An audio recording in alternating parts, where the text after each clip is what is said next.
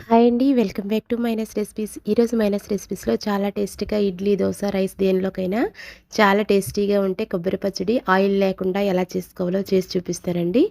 దీనికోసం ముందుగా స్టవ్ మీద కళాయి పెట్టుకుని ఇందులో ఒక 10-12 వరకు ఎండుమిర్చి వేసుకుని ఇలా ఫ్రై చేసుకోవాలండి. ఆయిల్ వేసుకోకుండానే మనం దీన్ని బాగా ఫ్రై చేసుకోవాలి. సిమ్‌లో పెట్టుకుని చేసుకోవాలండి.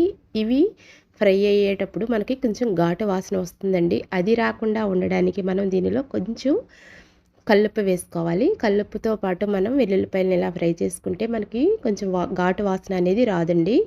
ఇలా ఫ్రై చేసుకునేటప్పుడు మనం దీనిలో 1 స్పూన్ వరకు ధనియాలు కూడా వేసుకోవాలి. మీరు 2 కొబ్బరికాయలు తీసుకుంటే 2 స్పూన్ల ధనియాలు వేసుకోవచ్చండి. అలా క్వాంటిటీని బట్టి మనం అడ్జస్ట్ చేసుకోవచ్చు. ఇప్పుడు ఇవన్నీ కూడా బాగా ఫ్రై చేసుకోవాలి. సిమ్‌లో పెట్టుకునే చేసుకోవాలండి. ఇలా ఫ్రై అవుతూ ఉండగా దీనిలో కొంచెం కరివేపాకు ఆకులు ఇందులో వేసేసుకుందాము. అందులో ఉండే తడి ఆరేంత వరకు ఇలా ఫ్రై చేసుకోవాలి. బాగా ఫ్రై చేసుకున్న తర్వాత వీటిని చల్లారనివ్వాలండి. చల్లారిన తర్వాత ఇలా ఒక్క మిక్సీ జార్ తీసుకుని మనం ఈ చల్లారిన ఎండుమిర్చి, కరివేపాకు, ధనియాలు వీటిని ఇలా మిక్సీ జార్లో వేసేసుకోవాలి.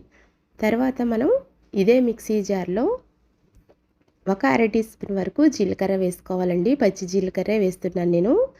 తర్వాత దీనిలోకి ఒక వెల్లుల్లిపాయ వేసుకోవచ్చు. లేదంటే మీరు సగం వెల్లుల్లిపాయ వరకు ఒక 6-7 వెల్లుల్లి రెబ్బల వరకు వేసుకోవచ్చండి.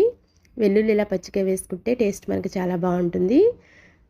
తర్వాత దీనిలో ఈ విధంగా సన్నగా కట్ చేసుకుని ఉంచుకున్న కొబ్బరికాయ ముక్కల్ని నేను ఒక కొబ్బరికాయ తీసుకున్నానండి. ఇలా సన్నగా కట్ చేసుకుని ఉంచుకున్నాను.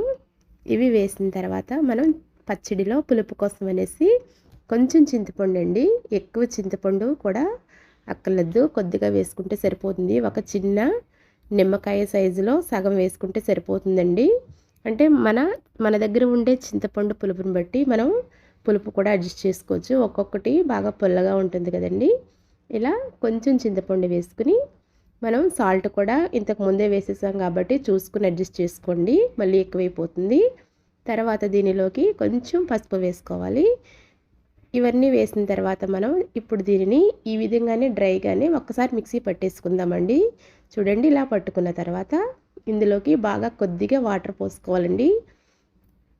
కొంచెం వాటర్ పోసుకుని మరొకసారి మిక్సీ పట్టుకుంటే చాలా టేస్టీగా కమ్మగా మనకి అన్నంలోకి, ఇడ్లీ, దోస దేనిలోకైనా చాలా బాగుంటుందండి. చాలా కొంచెం వాటర్ పోసుకుని ఒక ఆన్ ఆఫ్ టైప్లో ఒకసారి మనం మిక్సీ పట్టుకుంటే చూడండి పచ్చడి ఇలా రెడీ అయ్యింది. సూపర్ రెసిపీ అండి. ఈ రెసిపీ మీకు నచ్చితే ప్లీజ్ తప్పకుండా లైక్ చేయండి, షేర్ చేయండి.